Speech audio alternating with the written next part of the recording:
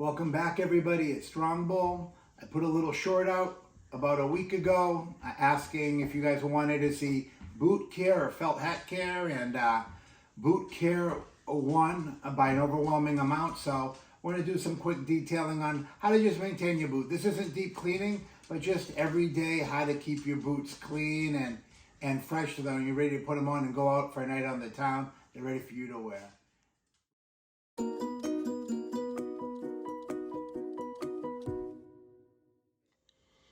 Welcome back, everybody. It's Strongbow, and we're going to do a little cleaning video just on how to maintain the boots. And with that, let's just snap into it. I'm going to grab a pair of boots. These boots that I have here are in my recent rotation because they're the ones that I wear the most. But I'm very vigilant about keeping them clean so they don't get a chance to really dirty up on me. But with that said, we're going to go through some motions, and we're going to go over just exactly how I take care of the boots. And the first thing you want to do is grab a horsehair brush, and you want to grab your boot, and you want to make sure you whisk all the dirt off it. Because what happens here is the importance of getting the dust off it first. A lot of people think that you can just go ahead and start spraying it, but what happens is when you have the dust on there and you spray it, that dirt, what it does is it gets into the welt stitching. If you have white welt stitching, like a lot of boots do, what happens is now that white welt stitching slowly starts becoming brown because you haven't gotten the dirt off it. So I just like to do a quick brush off, make sure there's no really dust on it with a big brush, and then this little brush right here I like to use for the welts.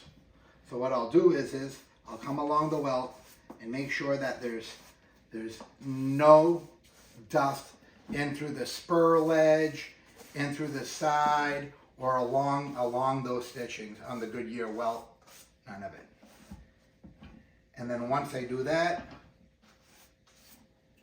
and I get it nice and clean, make sure all that fine dust is out of there. We do one or two things, and depending on the finish of your boots, guys, what we have here is this. We have boots that have suede tops, and these are shiny finished tops.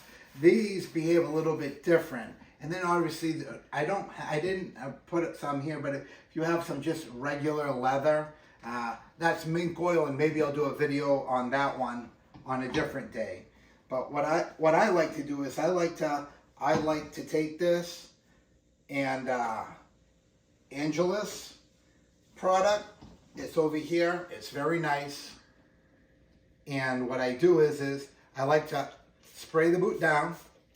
And I always keep, in case you haven't noticed, I keep my microfibers right there. I think microfibers are very important. And what I do is I like to wet it up really good. And just give it a quick. And what I'm going to do is I'm going to do this boot for now. Okay? I like to let it go and let it soak.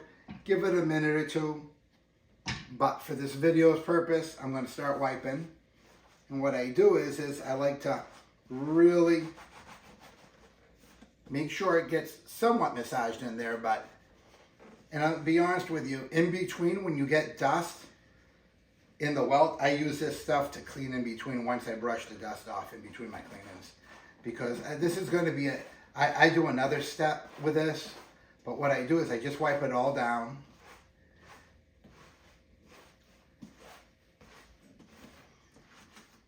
This stuff does a really good job of keeping things shiny as well too.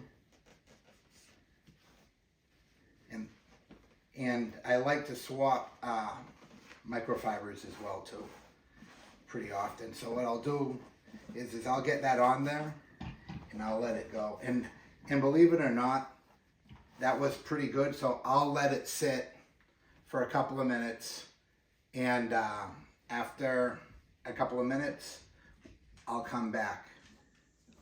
Now that this part has had a chance to settle down and dry, as you see, I got another microfiber, but I do like to luster it up a little bit after I'm done, because that stuff, a good analogy when you do this stuff, it's almost like you're putting a coating on it and you're letting it condition and you're letting it seep in when you use the spray stuff.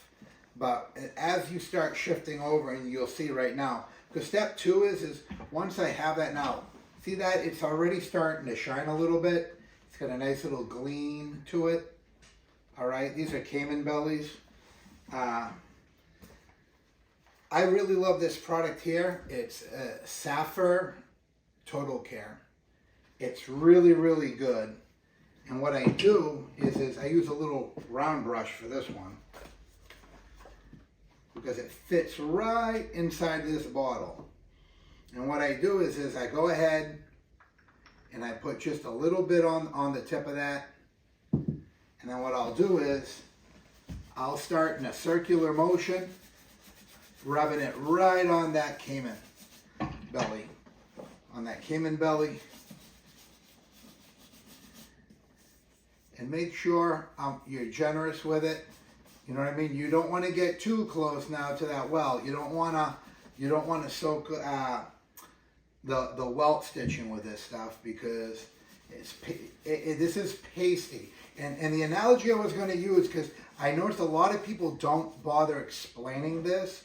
I mean, this product is pretty good, and you can go ahead and use it on the leather if you want. A lot of people opt not to, but I'm one of those that I'd do the whole leather with it. I don't care. I'll just buy more of the product. But a lot of people would just use it on the exotic skin part of it. But it works well on finished leather. Anyways, I was going to say, if you've ever washed or waxed a car, consider it like you're applying wax to a car. I think this is the best way to explain it. You put on a nice coat of this stuff, and you make sure you cover it, and you get it on there. And then what you do is you have to sit here and you let it sit for a while. You just let it sit, let it get on its soak right in, all the way along. And then after you're done, I put it down and I just let it dry. I'm going to give this about 10 or 15 minutes, guys, and then I'll be back. Hey guys, it's been about 10 minutes. I'm just here putting it away. Again, if I wasn't clear the first time, it's Reptile Total Care by Sapphire. And I'll put that right there so you guys can see it. It's just a product I use. I'm sure there's a lot of other products, but this stuff really works well on reptile skin. And if you're doing snake skins like these, those are some cobras I have, and these are some water snake. You want to make sure that when you apply this stuff, you want to apply it in the direction of the scales. And then when you buff it, you want to buff it one direction, in the direction of the scale. Very important, guys. Cayman skin's a bit different. If you're doing elephant's a little different, or ostrich leg, those are a little, those you can just buff all around. But when you're dealing with scales, you really want to keep in the direction. Just something to keep in mind if you're dealing with snake skins, okay? So now it's been on there and that layer is dried, I'm over here and I'm basically just going to really elbow grease it and buff it, okay? I'm going to give it a nice,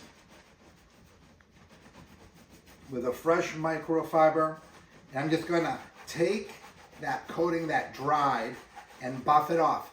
Like I said before, just like you were waxing a car.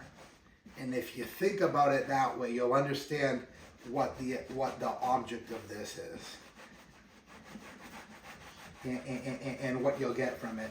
Because what you're doing is you're putting a superficial coating on top of the Cayman that's keeping it moisturized.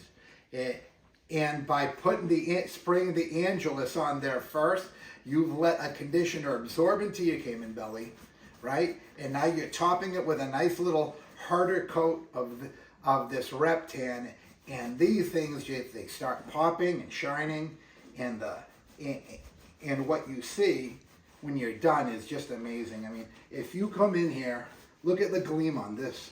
Look at the gleam on that. Very shiny. These boots are soft to the touch and silky, silky soft.